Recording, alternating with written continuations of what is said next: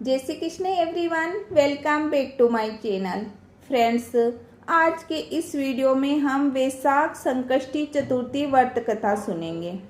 इस दिन व्रत करने और कथा सुनने मात्र से ही भगवान गणेश का आशीर्वाद बना रहता है और सुख शांति और समृद्धि में अच्छी वृद्धि होती है। तो आइए वैशाख संकष्टी चतुर्थी व्रत कथा सुनते हैं। कथा सुनने से पहले हाथ में अक्षत और फूल ले लेने हैं।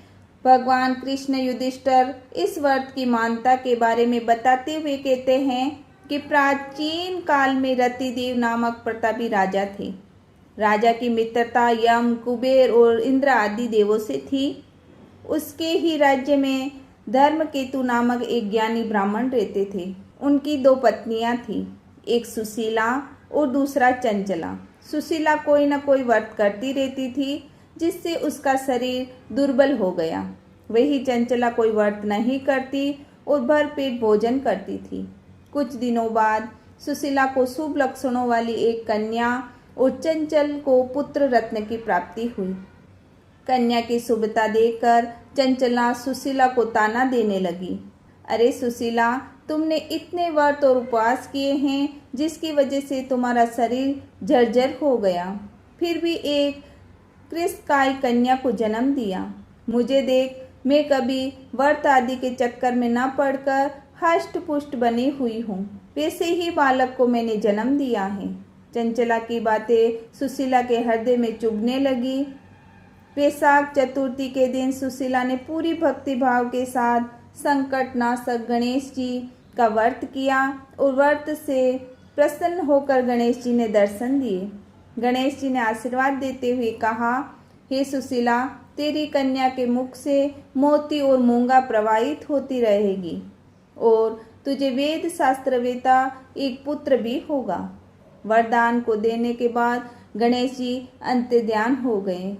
वरदान के बाद कन्या के मुंह से मोती और मूंगा झड़ने लगे और कुछ दिनों बाद एक पुत्र की प्राप्ति हुई। उसके कुछ दिनों बाद ही धर्मकेतु का स्वर्गवास हो गया और उनकी मृत्यु। उसके उपरांत चंचला घर का पूरा धन लेकर दूसरे घर में जाकर रहने लगी, लेकिन सुशीला पति के घर में रहकर ही पुत्र और पुत्री का पालन पोषण करने लगी। कन्या की वजह से सुशीला के पास काफी धन एकत्रित हो गया।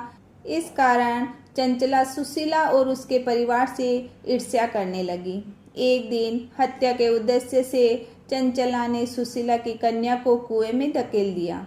कुएं में गणेश जी ने सुशीला की कन्या की रक्षा की और वापस माता के पास भेज दिया। कन्या को जीवित देखकर चंचला का मन उद्विग्न हो उठा और वह सोचने लगी कि जिसकी रक्षा स्वयं ईश्वर कर रहे हो उसे कौन मार सकता है। इधर सुशीला अपनी पुत्री को पुनः प्राप्त कर प्रसन्न हो गई और गणेश भगवान को धन्यवाद कहा और प्रार्थना की। चंचला सुशीला की कन्या के चरणों में नतमस्तक हो गई और अपने किए हुए की माफी मांगने लगी। चंचला ने सुशीला से कहा, सुशीला, तुम बहुत ही दयावान हो और दोनों कुलों का उद्धार करने वाली हो। जिसकी रक्षा स्वयं भगवान करते हो उसका मनुष्य क्या बिगाड़ सकता है। इसके बाद चंचला ने भी वैशाख मास के कृष्ण पक्ष की चतुर्थी तिथि का व्रत किया और गणेश जी की कृपा से दोनों परिवारों के बीच सब सही हो गया। जिस पर गणेश जी की कृपा होती है उसके शत्रु भी मित्र बन जाते हैं।